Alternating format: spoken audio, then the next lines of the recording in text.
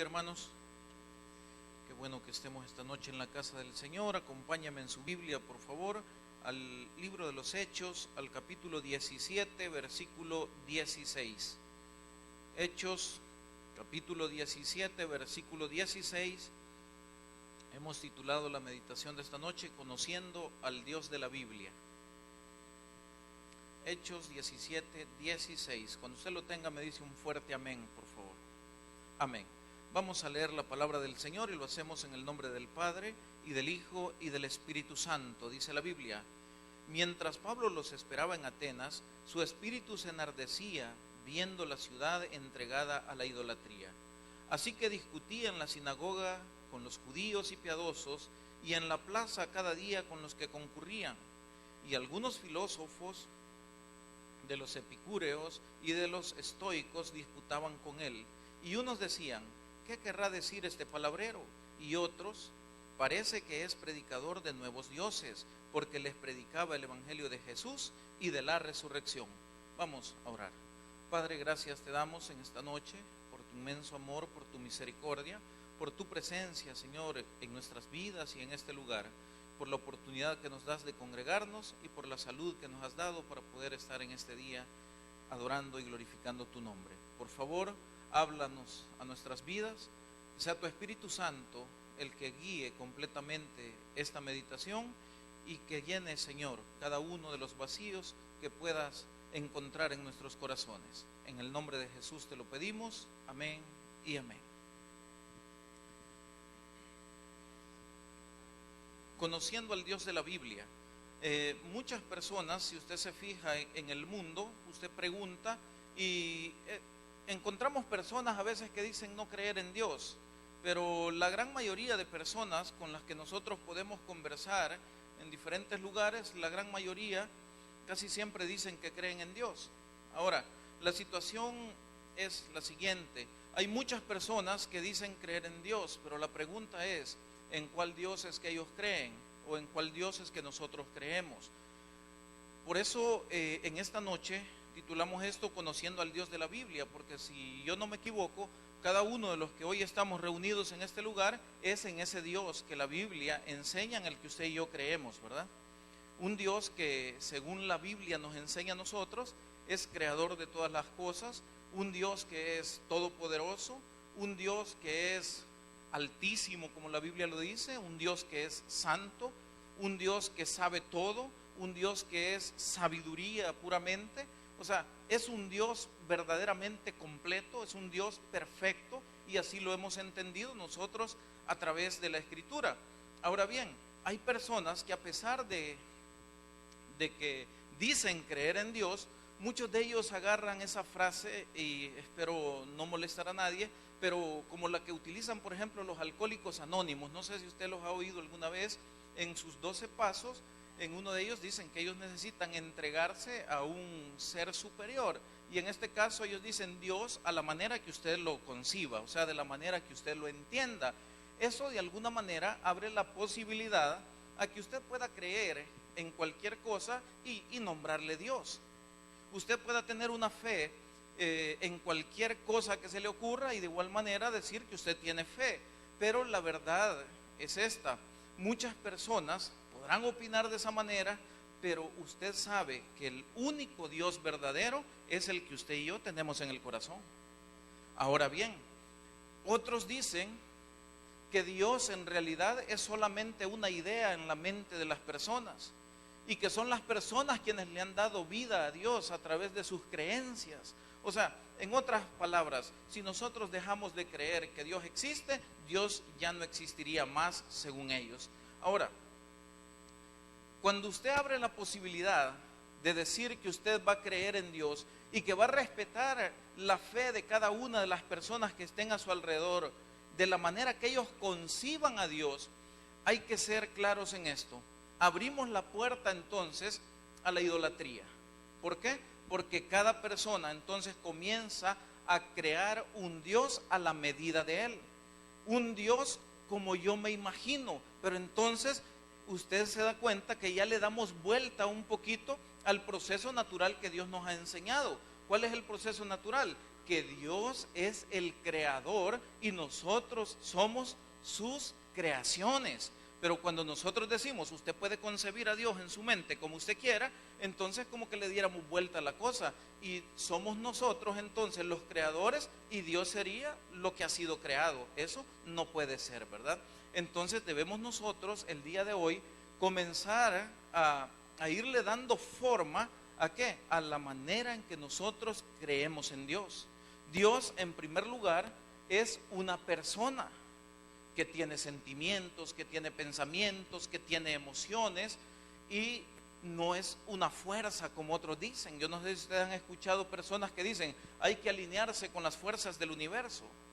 Hay que ver que Dios es el universo en sí, ¿verdad? O sea, son posiciones de ciertas agrupaciones que verdaderamente no son cristianas. Otras personas dicen, no, es cierto, Dios existe, pero fíjese que este Dios creó todas las cosas tal como ustedes dicen, ¿verdad?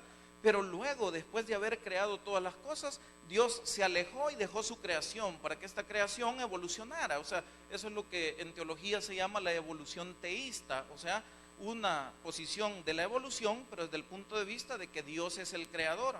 Pero entonces ellos dicen, mire, pero Dios creó las cosas, luego se alejó y deja que las cosas se desarrollen de una manera natural, entre las reglas normales que en el mundo existen. De tal forma que dicen estas personas que los milagros es imposible que en este tiempo existan. Posición que, por ejemplo, comparten los testigos de Jehová. Ellos normalmente dicen que en este tiempo los milagros ya no existen. Ahora yo quisiera preguntarle, ¿el Dios en el que usted cree todavía hace milagros? Amén. El Dios en que nosotros creemos todavía hace milagros. ¿Por qué? Porque el Dios en el que nosotros creemos no creó las cosas y las abandonó, sino que las creó, y la Biblia nos enseña que las sostiene, las sustenta y está pendiente de su creación. Entonces vemos que la Escritura nos enseña una posición totalmente diferente a la que estas personas dicen acerca de Dios. Ahora, el Dios que nosotros creemos, voy a leer algunos atributos, muchos que probablemente usted ya lo sabe. Decidí escribirlos porque son un montón, pero vamos a leer algunos. ¿Cuáles son las cualidades de Dios? ¿Cree usted que Dios es todopoderoso, hermano? Amén. ¿Qué significa? No hay límites para lo que Dios pueda hacer. ¿Será que Dios sabe todas las cosas? ¿Será que Dios está en todo lugar? ¿Será que Dios cambia? No, ¿verdad? Dios, ¿cómo es? Es inmutable, significa que Él no cambia, su verdad no cambia, su carácter no cambia, sus promesas son firmes. Todo lo que Dios dijo es como es y será de esa misma manera por la eternidad. Dios tiene otra característica, y es que Dios es infinito. Y cuando hablamos de que Dios es infinito, estamos hablando precisamente de que es un Dios que no tiene límites. Y a veces nosotros, al devolverle a Dios el favor de crearlo nosotros a Él según ciertas filosofías, entonces hacemos a un Dios finito. A veces en la religiosidad se hace a Dios como un ser finito. No sé si usted se ha dado cuenta, pero hay personas que dicen, no, es que en ese lugar está Dios. Tenemos que ir exactamente a ese lugar porque allí es donde está la presencia de Dios. Hermanos, la Biblia, más adelante vamos a leer que dice que Dios no habita en casas hechas de manos de hombre. Dios verdaderamente está en todos lados. Y el altar, el único altar que Dios quiere que nosotros en este tiempo verdaderamente construyamos para que Él pueda estar cómodo y para que pueda ser adorado, ¿sabe cuál es? El altar de nuestros corazones. Porque usted y yo, dice la Biblia, que somos templo y morada del Espíritu Santo de Dios. De tal manera que no podemos decir nosotros en tal iglesia, en tal calle, no. Dios es infinito, Él está en todos lados, y cuando nosotros queremos meter a Dios dentro de un espacio físico determinado, estamos haciendo a Dios finito, y Él no es así. Otra de las cosas que debemos entender en la Biblia es que Dios es soberano. ¿Qué significa, hermano? Dios no pide consejo a nadie para hacer las cosas que en su sola potestad está a hacer. Dios hace como a Él le place, siempre y cuando Dios no transgreda las leyes que Él mismo ha establecido. O sea, la soberanía de Dios es que Dios hace como a Él le place, pero Dios mismo en su equilibrio perfecto, como un ser perfecto que Él es, a pesar de su soberanía, no puede transgredir ninguna de las leyes que Él ha establecido previamente.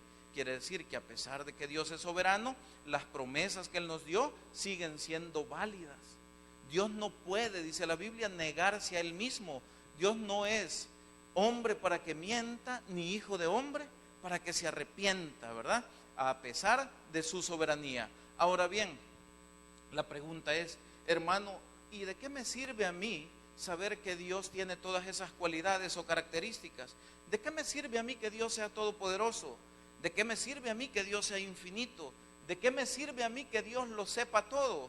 Simple y sencillamente, hermano, nosotros tenemos que entender que Dios también es nuestro papá, que Dios es nuestro pastor, dice la Biblia. Y si Dios es nuestro pastor, y si Dios es nuestro papá, significa que Él nos va a cuidar, que Él nos va a enseñar, que Él nos va a guiar y que Él va a proveer para todas las necesidades que nosotros tengamos. Si tenemos un problema, entonces, ¿qué debo recordar yo? Que mi Dios es todopoderoso.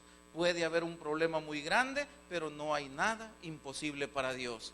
¿Qué sucede cuando yo no encuentro qué hacer? Estoy en una situación difícil que yo no encuentro salida. El único que lo sabe todo es nuestro Dios. ¿A dónde debo ir? A donde Dios. ¿Por qué? Porque Él lo sabe todo. Y la salida a mi problema me la puede enseñar mi papá, que es omnisciente, que todo lo sabe. Amén. A veces decimos nosotros, no, yo hasta aquí llegué, ya no puedo más. Recuerde que usted tiene un Dios que es infinito. ¿Hay alguna limitación para Él? No. Entonces podemos nosotros seguir adelante. Pero hermano, fíjese que me equivoqué. Me salí del carril por un ratito ahí, fíjese que un ratito de descuido y me equivoqué, cometí un error. Quiere decir entonces que ahora Dios ya no me quiere. Dijimos que Dios es inmutable, Dios no cambia. Y si Dios nos amó desde el principio, como dice la Biblia, nos amará por la eternidad. De tal manera que a pesar de todas esas circunstancias, que yo pueda cometer errores, que yo soy una persona débil, que sea una persona imperfecta, la palabra de Dios no cambia, sus promesas están ahí. Y si Jesús dijo, he aquí estoy con vosotros todos los días hasta el fin del mundo, Él está con nosotros a pesar de nuestras dificultades.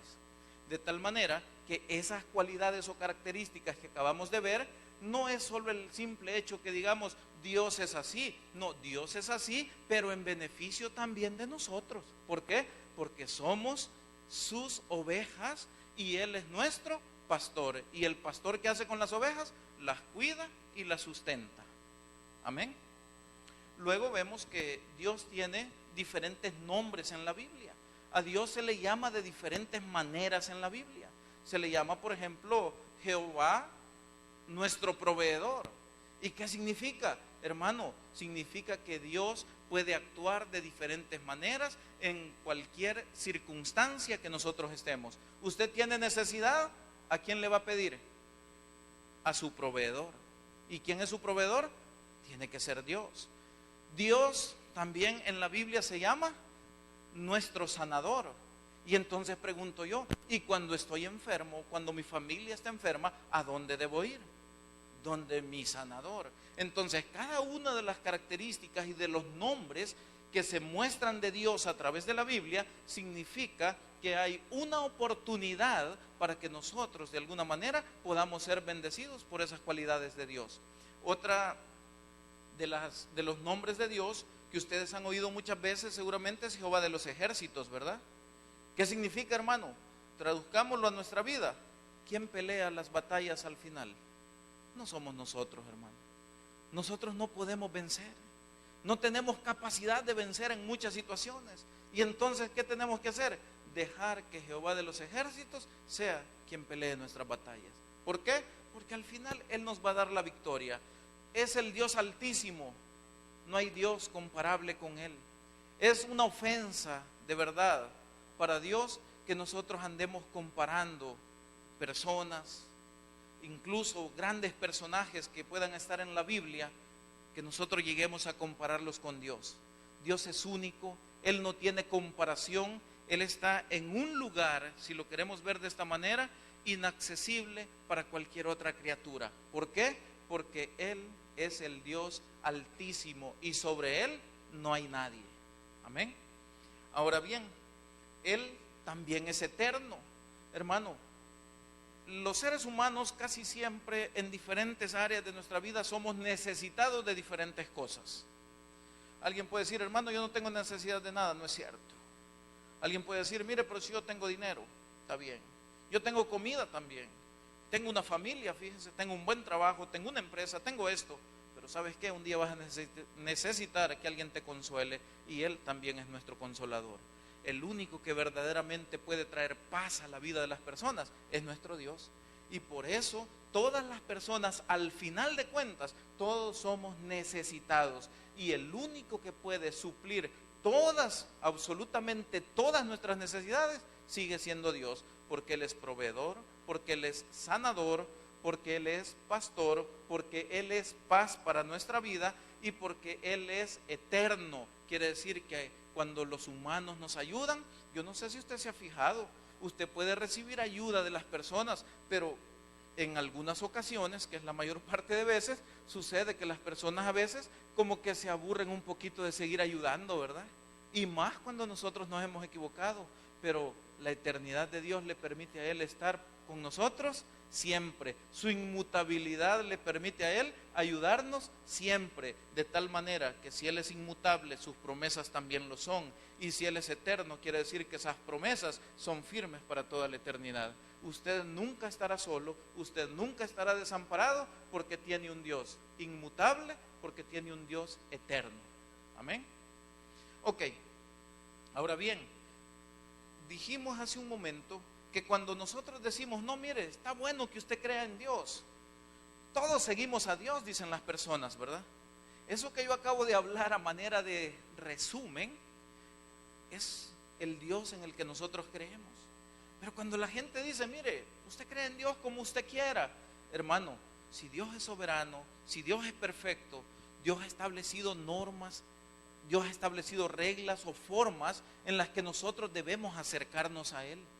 Quiere decir que no se trata de acercarme a Dios como yo quiera o de creer en Dios como a mí se me ocurra en mi mente. No, se trata de que conozcamos al Dios que verdaderamente nosotros estamos adorando.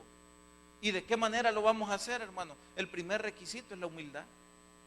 Nadie puede acercarse a Dios si no es en humildad, si no es en humillación. ¿Sabe por qué? Porque Dios, dice la Biblia, que resiste a los soberbios. Por ahí vamos a comenzar a ir acercándonos. Pero hay personas que dicen creer en Dios, pero son muy soberbias. Pero hay personas que dicen creer en Dios, pero creen que las cosas las pueden hacer por ellos mismos y no porque Dios ha tenido misericordia de nosotros. Y creen que de esa manera ellos están agradando a Dios. No puede ser, porque dice la Biblia que Dios da gracia al humilde, pero resiste al soberbio.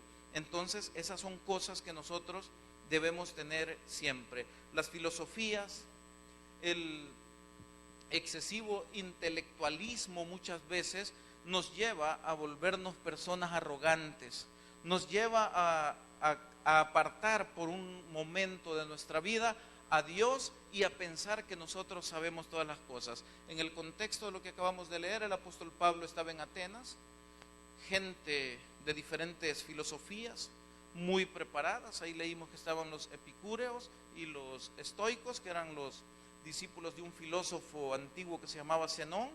Y todas estas personas, pues ellos pasaban meditando y ellos tenían la necesidad, digamos, de oír algo nuevo. Pero de repente viene Pablo y dice, mire, es que mi corazón ardía de ver ¿qué? De ver que la ciudad entera estaba entregada a la idolatría. Entonces fíjese usted, personas pueden tener filosofías. Personas como esas tenían un montón de dioses, tenían un montón de altares donde habían puesto cada uno de los dioses que ellos tenían. Eran personas religiosas, pero al verdadero Dios no lo conocían. Hoy le pregunto yo, ¿cuántas religiones hay en el mundo el día de hoy creyendo que van camino al cielo, pero verdaderamente no han conocido a Dios? ¿Cuántas personas hay que dicen que Dios es de una manera, pero la Biblia nos enseña a nosotros que no es de esa manera? ¿Cuántos hablan de una salvación que debe ser hecha a la manera de los hombres, cuando la Biblia es clara cuando dice que la salvación pertenece a nuestro Dios. O sea, ¿qué le quiero decir con todo esto, hermano? Si usted ha tenido el privilegio, porque es un privilegio de verdad, de conocer a su Dios, no se aparte. No deje meter en su mente filosofías o ideas equivocadas sobre dioses hechos a la medida del hombre. Cuando usted tiene una fuente de información como es la Biblia, tiene la guía del Espíritu Santo para poder entender y discernir y seguir conociendo aún más al Dios que le ha rescatado de la condenación. Entonces, todas estas cosas debemos nosotros ver que son a veces dañinas para las personas. Filosofías, demasiado intelectualismo. Mire, ¿cuántos científicos hay que dicen, mire, no, Dios no puede existir, lo que existe es producto de la casualidad, del Big Bang? Otros dicen, mire, producto de la evolución, otros dicen cualquier cosa de esas. Pero al final, si usted se pone a pensar por un momento, le pregunto yo, ¿quién es el que hace que existe el equilibrio que existe en el universo? El que hace que existe el equilibrio acá donde nosotros vivimos.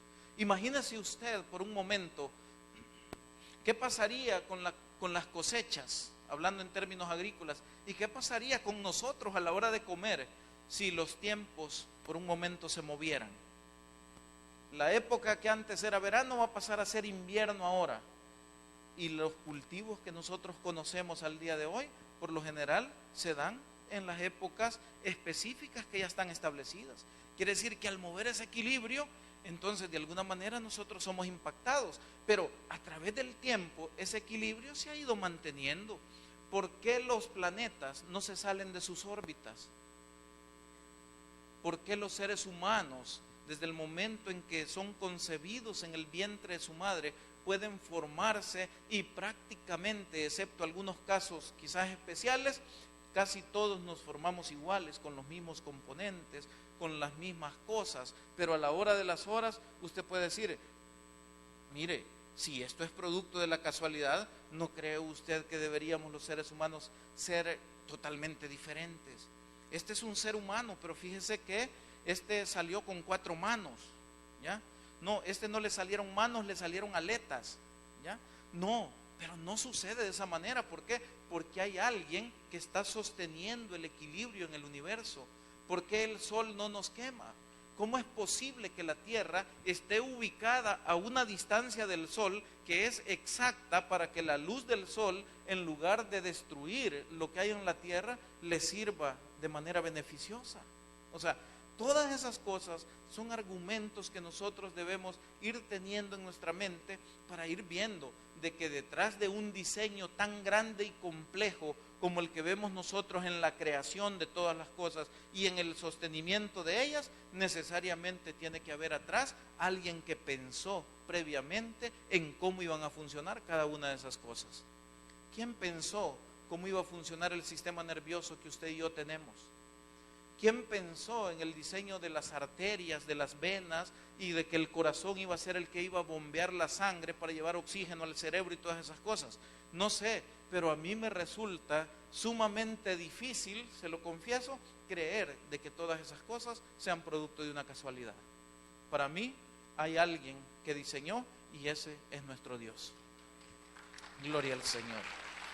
Dice la Biblia en el versículo 22, Hechos 17, 22. Entonces Pablo, puesto en pie en medio del areópago, dijo: varones atenienses, en todo observo que sois muy, ¿qué les dijo? Muy religiosos, ¿verdad? Porque pasando y mirando vuestros santuarios, hallé también un altar en el cual estaba esta inscripción: al Dios no conocido, al que vosotros adoráis, pues sin conocerle es a quien yo os anuncio. ¿Eran religiosos? Pero no conocían a Dios.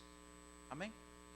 Ahora vamos a ver cómo Pablo describe a ese Dios que él predica, que es el que nosotros también conocemos. Dice el versículo 24: el Dios que hizo el mundo y todas las cosas que en él hay, siendo Señor del cielo y de la tierra, no habita en templos hechos por manos humanas, ni es honrado por manos de hombres, como si necesitase de algo.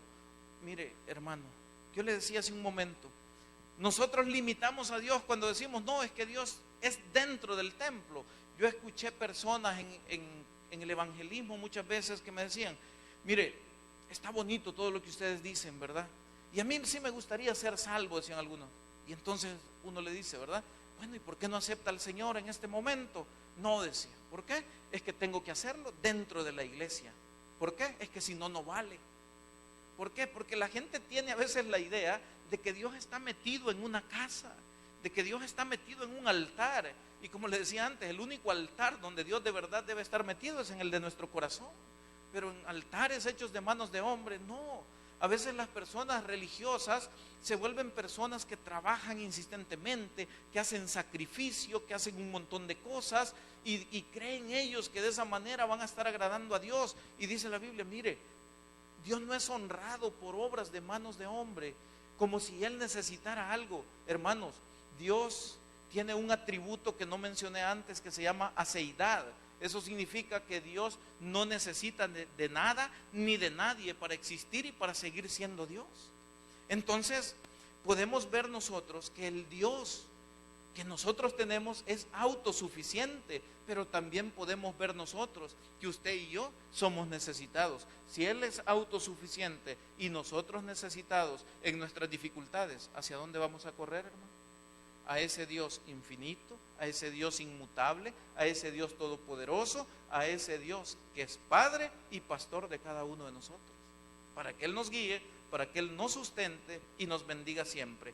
Dice la Biblia en el versículo 25, no es honrado por manos de hombres como si necesitase de algo, pues Él es quien da a todos vida y aliento. ¿Y cuántas cosas?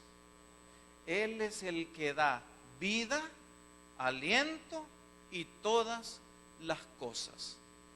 Si usted tiene a Dios, usted ya ha oído esta frase muchas veces, el que tiene a Dios lo tiene todo. ¿Por qué? Porque dígame usted, ¿qué hay en el universo que no sea de Dios? ¿Qué existe hoy que no haya sido creado por Dios? Todo lo que hay es de Él. Ahora bien, dice la Biblia en el versículo 26, y de una sangre ha hecho todo el linaje de los hombres para que habiten sobre toda la faz de la tierra, y les ha prefijado el orden de los tiempos y los límites de su habitación. Hermano, ¿quién es el que tiene un plan maravilloso para nuestra vida? ¿Le dijeron eso alguna vez en un evangelismo? Quizás el día que usted recibió a Cristo le dijeron, mire, es que Dios tiene un plan maravilloso para su vida. Y muchas veces hemos pensado nosotros, ¿será posible? Y yo quisiera que leyéramos otra vez este versículo y dice, y de una sangre ha hecho todo el linaje de los hombres para que habiten sobre la faz de la tierra. Oiga esto, la segunda parte, y les ha prefijado el orden de los tiempos y los límites de su habitación. Hermano, ¿a dónde está nuestra vida escondida? En Cristo. ¿Cuándo nos vamos a ir de este mundo? ¿Cuando diga la enfermedad? ¿Cuando diga la delincuencia? ¿O cuando nuestro Dios Todopoderoso decida llevarnos a su presencia? Será cuando lo decida Él. ¿Cuándo van a suceder las cosas que usted necesita hoy? En el momento en el que Dios considere que es oportuno que usted tenga lo que hoy está pidiendo. Amén. Todo lo hizo hermoso, dice la Biblia, ¿verdad? Pero todo lo hizo a su tiempo. Tenemos que entender que Dios es soberano, que Él gobierna, que Él tiene un plan y que los tiempos que Dios ha establecido para su vida, para mi vida y para el mundo en general se van a cumplir a la manera de Dios. Debemos aprender entonces a aceptar la voluntad de ese Dios. Ahora bien, con todas estas cosas llegamos al versículo 27 y dice la Biblia, para que busquen a Dios si en alguna manera palpando puedan hallarle, aunque ciertamente no está lejos de cada uno de nosotros. O sea, todas esas manifestaciones de Dios y todo lo que Dios ha hecho y el diseño de Dios que nos impulsa verdaderamente a pensar de que no puede ser producto de la casualidad, tiene un propósito. ¿Y cuál es? Dios quiere que usted y yo le conozcamos. Hay personas que dicen, ¿verdad?, hay personas, los agnósticos, por ejemplo, ellos dicen, no, si es que a Dios no se puede conocer, por tanto no podemos afirmar si Dios existe o no existe, pero nosotros sabemos que sí podemos conocer a nuestro Dios, porque si de una cosa dice Dios que podemos nosotros jactarnos, si es que podemos jactarnos de algo, es de conocerle a Él. Así es que a Dios sí se le puede conocer. ¿Hasta dónde? Hasta donde Él nos ha enseñado a través de su palabra. Pero no podemos quedarnos en el limbo, como algunos dicen. No sé si Dios existe. Yo no sé si existe o no existe. Y entonces dicen ellos, mejor no me meto en problemas a decir que creo o que no creo. Mejor me quedo en medio, dicen, así no me meto en problemas con nadie. Y dice el Señor Jesús en su palabra, el que no es conmigo, en contra de mí es. De tal manera que no pueden estar verdaderamente en medio. ¿Aquí de qué se trata? O creemos o simplemente no creemos. Otra de las características que tiene nuestro Dios es que nuestro Dios es uno y no hay Dios fuera de Él. Pero ese uno que nosotros conocemos está formado por tres personas diferentes y es lo que nosotros llamamos la Trinidad de Dios. Quiere decir que Dios es uno, pero está formado por el Padre, el Hijo y el Espíritu Santo. Y cuando decimos que los tres son uno, no es como dicen los testigos de Jehová, por ejemplo, que dicen es que ellos concuerdan en su manera de pensar y actuar. No, el concordar en algo es simplemente estar de acuerdo en la manera de proceder de algo. Pero cuando la Biblia dice que el Padre, el Hijo y el Espíritu Santo son uno, está diciendo que los tres comparten la misma naturaleza, que los tres son de la misma esencia y que por naturaleza esas tres personas, porque no son cosas ni fuerzas, esas tres personas son Dios. De tal manera que el Dios que nosotros conocemos es Dios Padre, Dios Hijo y Dios Espíritu Santo. Pero los tres forman un solo Dios. Fíjese usted que hay personas que dicen, no, el único Dios que existe es Jesucristo, amén, el Hijo. Y entonces dicen, por eso usted, cuando acepte a Cristo y vaya a bautizarse, usted tiene que bautizarse únicamente en el nombre de Jesús. ¿Han oído eso alguna vez? Pero la fórmula bautismal de la que Jesús hablaba, decía, bautizándolos en el nombre del Padre y del Hijo y del Espíritu Santo. Entonces vienen ellos y dicen, no, es que es en el nombre de Jesús. Y dicen, ¿por qué? Es que Dios solo puede ser una persona. Y esa persona se manifiesta a usted de tres formas diferentes.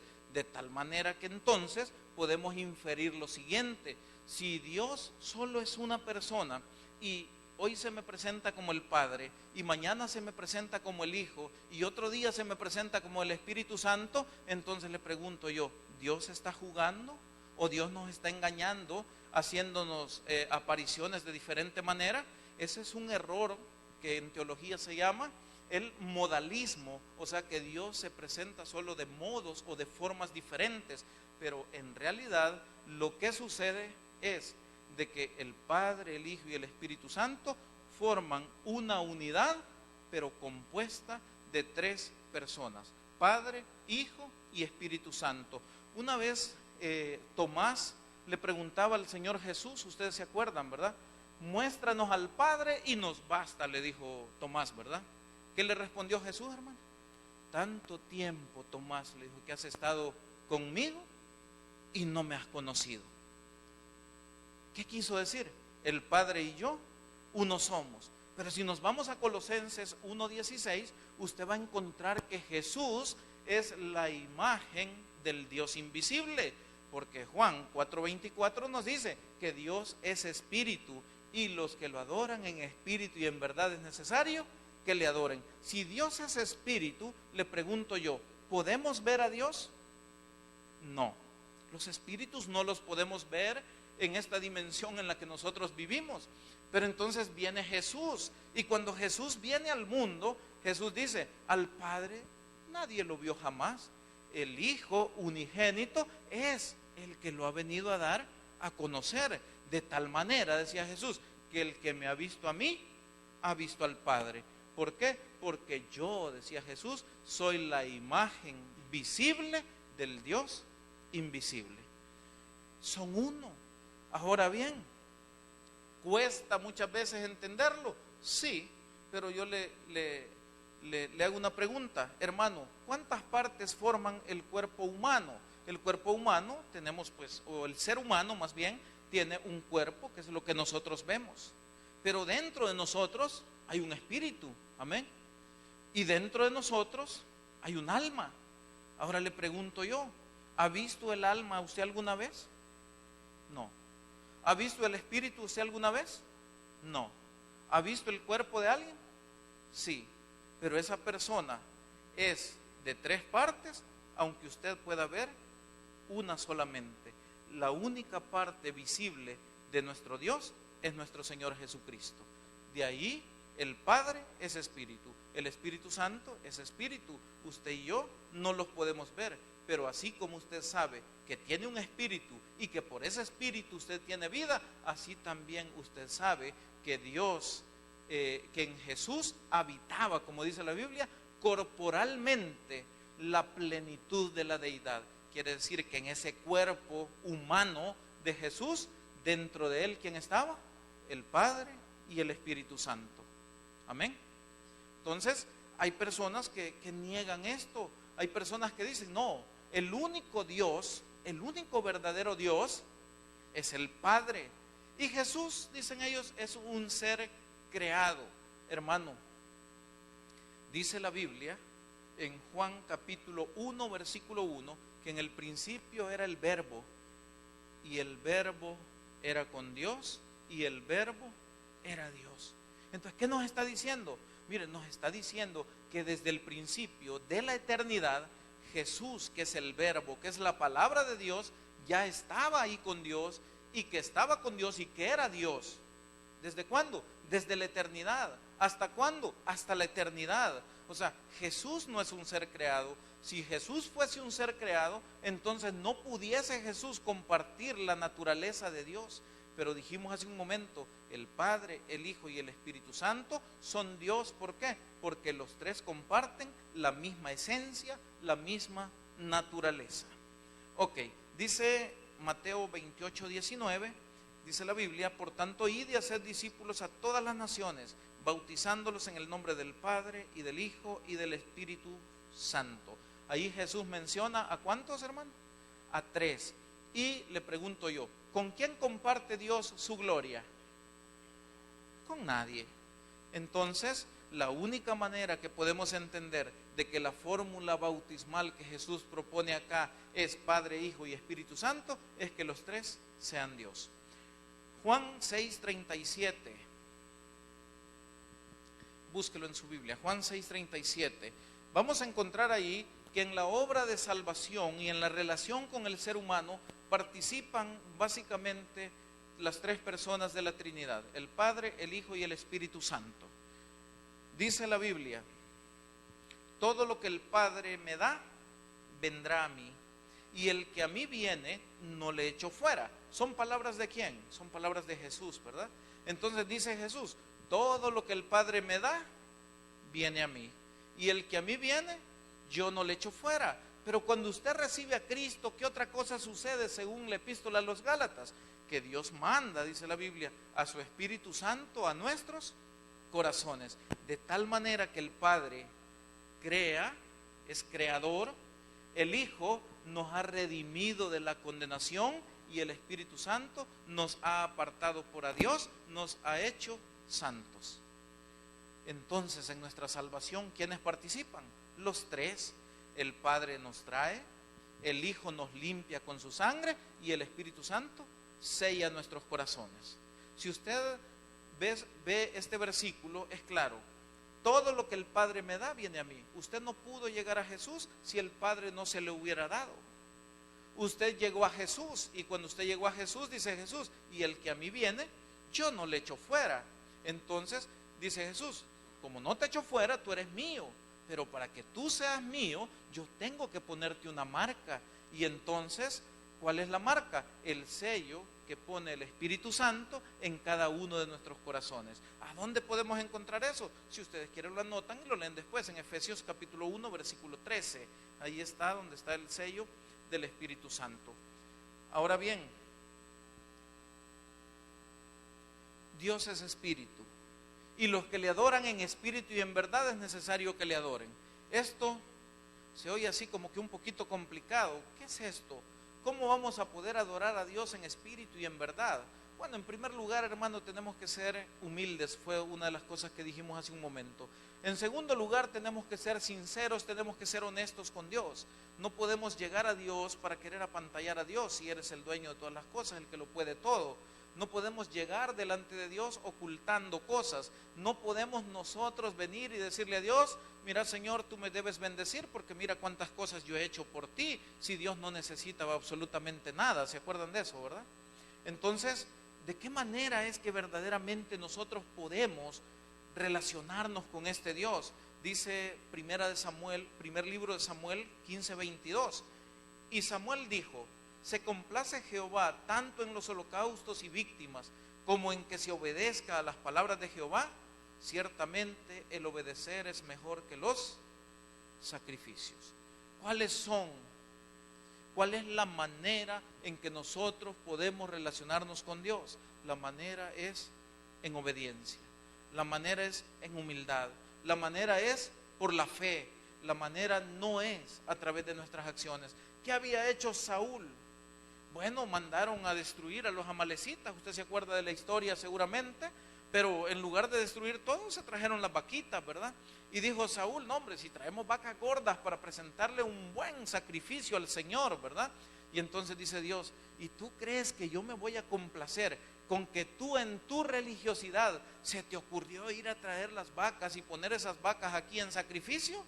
No, dice Dios. A mí me hubiese gustado más que en lugar de sacrificar ese montón de vacas que trajiste, hubiese sido obediente a mi palabra. Eso es adorar al Señor en espíritu y en verdad.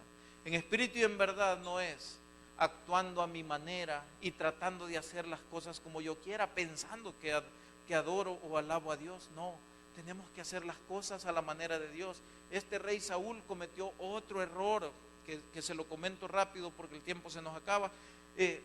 En una ocasión él estaba preocupado porque los filisteos parece que querían atacar el campamento de ellos. Y entonces, para ir a la guerra, el pueblo de Israel no salía sin antes haber presentado un sacrificio a Dios para que les diera la victoria. Pero ¿quién era el encargado? Un sacerdote, en ese caso Samuel. Y Samuel nunca que llegaba, y él afligido. Y entonces, ¿qué hizo Saúl? Bueno, vino, agarró las cosas del sacrificio, se fue a meter al templo y él presentó el sacrificio. Hermano, ¿a quién le tocaba presentarlo? ¿A Saúl o a Samuel? A Samuel. Pero entonces, mire, Saúl obró, y cualquiera, si se pone a pensar, pudiera decir: mire, pero él obró correctamente, si él tomó en cuenta a Dios, si él agarró las cosas y fue y presentó para Dios lo que hizo.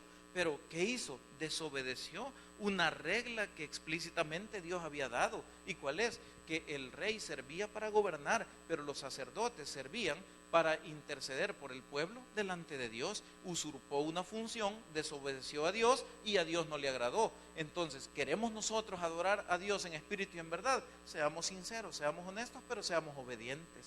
Dios no quiere obras externas, Dios quiere la transformación de nuestro ser interior, la transformación de nuestros corazones, de tal manera que todo aquello que nosotros hagamos no sea por el simple hecho de actuar, sino que todo lo que hagamos sea fundamentado en la fe, en la obediencia a nuestro Dios. Y de esa manera entonces estaremos verdaderamente agradando a Dios.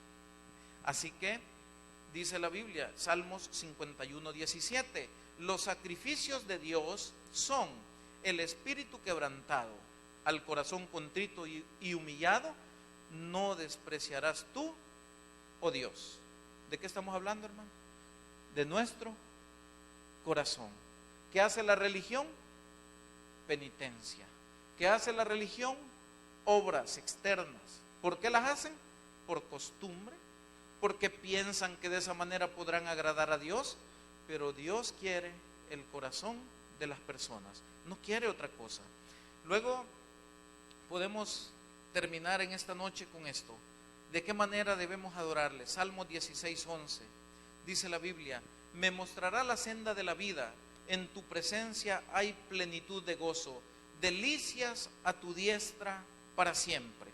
Hermano, en la presencia de Dios hay plenitud de gozo. Pero una de las cosas que a mí mucho me llama la atención es que Dios dice lo siguiente, solo se lo leo. Porque así dijo Jehová el Señor, el Santo de Israel, oiga esto, en descanso y en reposo seréis salvos, en quietud y en confianza será vuestra fortaleza. No hay que actuar alocadamente.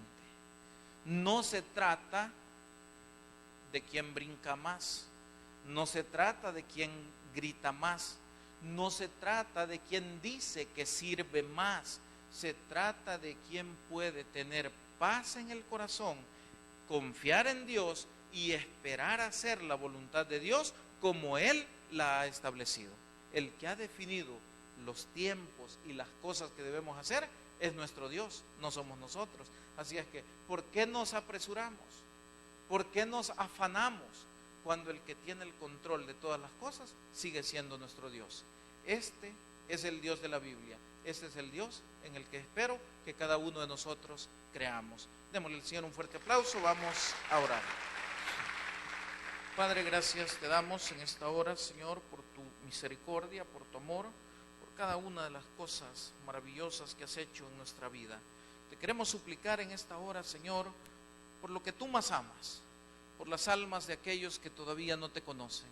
De tal forma que si en esta tarde hay alguna persona en este lugar que no ha conocido a este Dios de la Biblia, del cual hemos hablado en esta noche, la invitación es para que usted pueda, allí donde está, ponerse de pie o levanta su mano para que alguien le ayude, para que esta misma noche se lleve en su corazón a ese Dios todopoderoso y pueda tener la seguridad de que su nombre esté escrito en el libro de la vida, de que tendrá la asistencia de nuestro Dios en todos los días que usted exista sobre este mundo, que pueda ser Él su Padre, que pueda ser Él su pastor, que pueda ser Él quien guíe, quien provea, quien sane, quien restaure su vida.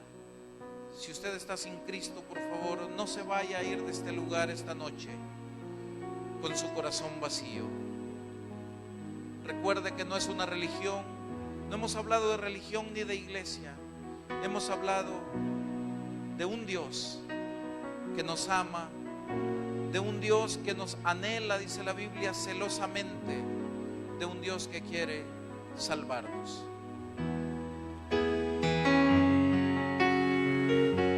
A tus pies arde mi corazón.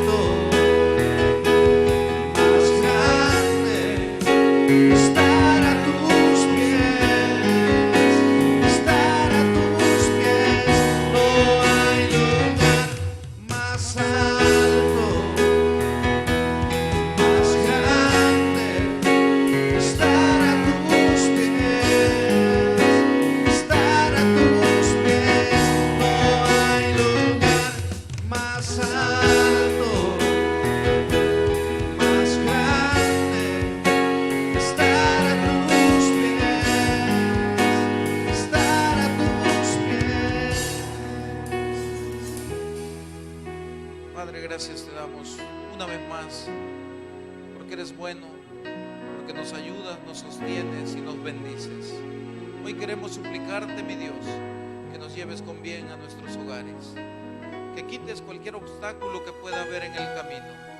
Y si hay enemigos que se hayan levantado, Señor, contra tus hijos o contra tu iglesia, en el nombre de Jesús, sean quitados de en medio. Llévanos con bien y bendícenos con abundancia, porque es en el nombre de Cristo Jesús que te hemos orado.